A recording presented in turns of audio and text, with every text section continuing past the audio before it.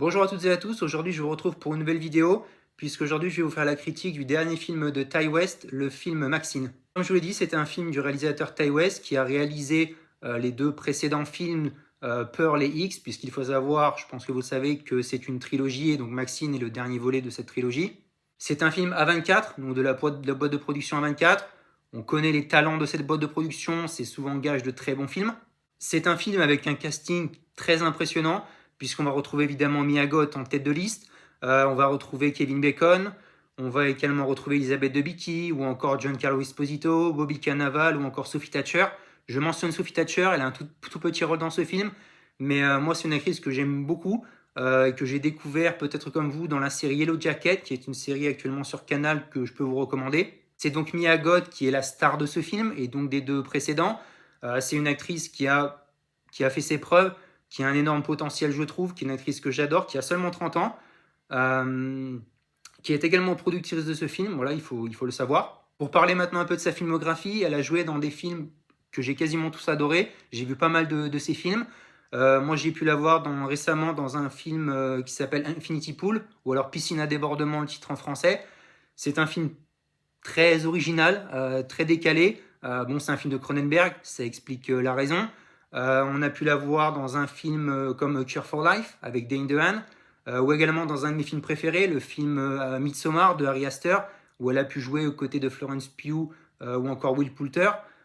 Mais on peut également la voir dans des films comme Nymphomaniac ou encore Suspiria, qui est un excellent film d'horreur. Donc voilà, comme je vous l'ai dit, c'est une actrice qui a un énorme potentiel, que j'apprécie beaucoup.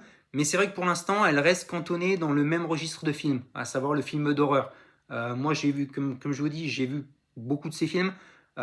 Et pour le moment, elle est dans le même registre. Ce serait intéressant de la voir peut-être plus tard dans d'autres thèmes, dans d'autres genres de films. Donc le film commence par une audition de Maxine. Et c'est tout de suite un point intéressant, puisque si on se rappelle, vers la fin du film précédent, donc dans le film Pearl, il y a également une audition de Maxine. Donc faire tout de suite ce lien entre les deux, dès le début du film, je trouve que c'est un premier point très intéressant de ce film. On se souvient d'ailleurs du très long monologue de Mia Goth qui était vraiment impressionnant. De retour dans le film Maxine, donc elle va d'ailleurs tout de suite obtenir le premier rôle. Nous sommes donc aux États-Unis, plus précisément en Californie, en 1985, et on apprend qu'un serial killer frappe la ville. Il va y avoir tout de suite une première scène qui va nous mettre dans le bain, puisque Maxine, on pense au départ, va se faire agresser, sauf qu'elle va retourner la situation, et elle va prendre le dessus, et elle va finir un peu plus tard par détruire et exploser les testicules d'un mec. Donc une scène assez gore, et comme je vous dis, on rentre tout de suite comme il faut dans le film. Une deuxième scène intéressante, j'ai trouvé, c'est quand elle se fait modeler le visage avec une matière un petit peu étrange, et on va voir qu'elle va commencer à paniquer, et ça va donner lieu, avec plusieurs flashbacks, ça va donner lieu à une scène très intéressante et surtout très originale. Un homme va plus tard lui donner une sorte d'invitation, un homme qui semble plutôt bien connaître Maxine. D'ailleurs, un petit peu plus tard, il y a une scène drôle puisqu'elle va littéralement casser la gueule de cet homme. Ensuite, petite référence que j'ai fortement appréciée, puisqu'il y a un petit clin d'œil fait enfin même plutôt un gros clin d'œil fait au film Psychose, puisque Maxine va se retrouver devant le Bates Motel. Donc j'ai adoré ce petit moment, j'adore le film Psychose, ou alors la série Bates Motel pour ceux qui l'ont vu, que j'adore également, mais j'ai fortement apprécié cette référence. Il va y avoir ensuite une course-poursuite assez drôle entre Kevin Bacon et Amy Agot autour de ce fameux motel. Et on va arriver petit à petit à la fin de ce film, puisque Maxine va du coup répondre à cette sorte d'invitation en rejoignant les collines. Et elle va tout de suite entrer dans une demeure où elle va écouter et reconnaître une vidéo d'elle que son père avait tournée quand elle était petite. Et on va du coup tomber sur son père, qui va se révéler être le fameux tueur de cette ville. Et il va endormir sa fille.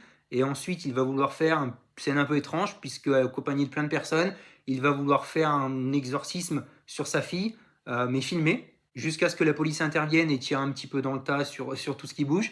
Donc Maxine va évidemment en réchapper, et elle va devenir encore plus célèbre qu'elle ne l'était, puisque son père, qui est donc le serial killer, va être arrêté. Enfin, va être arrêté, elle va le tuer, elle va lui tirer une balle dans la tête. Et du coup, le film va se terminer sur le fait que son rêve est enfin devenu réalité, à savoir son rêve de devenir une star. Ce qui est vraiment intéressant dans les trois films, que ce soit X, Pearl ou Maxine, c'est que le personnage de Mia Goth a vraiment le même désir profond, c'est celui de devenir une actrice. Et ça, j'ai trouvé que c'était un point très fort des trois films. Ce film, c'est, oui, un film d'horreur, c'est vrai, mais c'est surtout une enquête policière. Alors oui, il y a beaucoup de gore, c'est vrai, mais c'est un mélange, en fait, entre un film d'horreur et un thriller. Moi, j'ai adoré l'ambiance de ce film, l'ambiance, la musique des années 80, c'est jouissif, c'est réconfortant d'un certain côté, c'est captivant, et moi j'adore ça, c'est un des points forts du film. Et avec plein de petites allusions faites aux deux autres films précédents, c'est normal, mais plein de petits détails qui vous font ramener aux deux films précédents, donc ça c'est plutôt bien. Et c'est là qu'on voit qu'il s'agit d'une trilogie. C'est un film d'1h40, donc qui passe plutôt très vite. On retrouve une Mia Goth qui est remarquable dans ce film, bon, c'est pas une surprise. Moi, j'ai fortement apprécié le personnage d'Elisabeth Debicki dans un rôle de réalisatrice impitoyable. J'ai fortement apprécié. Le personnage de Kevin Bacon, je ne sais pas si je suis le seul, mais je l'ai trouvé très drôle. Sam est moins drôle en revanche, puisqu'il se fait littéralement écraser. C'était assez dégueulasse. Mais non, pour conclure, c'est un film vraiment intéressant qui est dans la lignée des deux autres. Moi, personnellement, j'ai peut-être une petite préférence pour Pearl. C'est un film vraiment, je sais pas, peut-être qu'il y a un petit quelque chose en plus. Mais voilà, une Mia Goth qui a ses trois films de référence. Euh, non, ce sont trois bons films et Maxine est un très bon film.